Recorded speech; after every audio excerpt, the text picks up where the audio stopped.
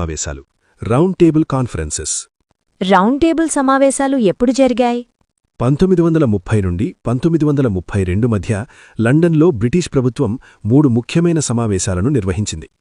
భారతదేశానికి భవిష్యత్తులో ఏ విధమైన పాలనా వ్యవస్థ ఉండాలి అనే విషయంపై చర్చించడానికి ఈ సమావేశాలు ఏర్పాటు చేయబడ్డాయి. ఈ సమావేశాలను రౌండ్ టేబుల్ సమావేశాలు అని పిలుస్తారు. Communal award. కమ్యూనల్ అవార్డ్ గురించి కూడా వినిపిస్తోంది. 1932లో బ్రిటిష్ ప్రభుత్వం ప్రకటించిన ఒక నిర్ణయాన్ని కమ్యూనల్ అవార్డ్ అంటారు. ఇందులో మతాలు మరియు సమూహాల ఆధారంగా ప్రత్యేక ఎన్నికల నియోజకవర్గాలను ఏర్పాటు చేశారు. ఈ నిర్ణయం భారతదేశంలో విభజన భావనలను పెంచుతుందని అప్పట్లో చాలా విమర్శలొచ్చాయి. స్వదేశీ సంస్థానాలు, ప్రిన్స్లీ స్టేట్స్. స్వదేశీ సంస్థానాలు అంటే ఏమిటి?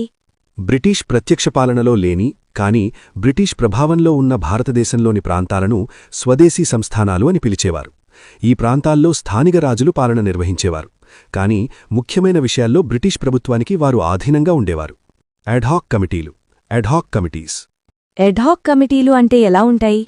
ఒక ప్రత్యేకమైన పని లేదా సమస్యను పరిశీలించడానికి తాత్కాలికంగా ఏర్పాటు చేసే కమిటీని అడ్హాక్ కమిటీ అంటారు. ఆ పని పూర్తయిన తర్వాత ఆ కమిటీ పని కూడా ముగుస్తుంది.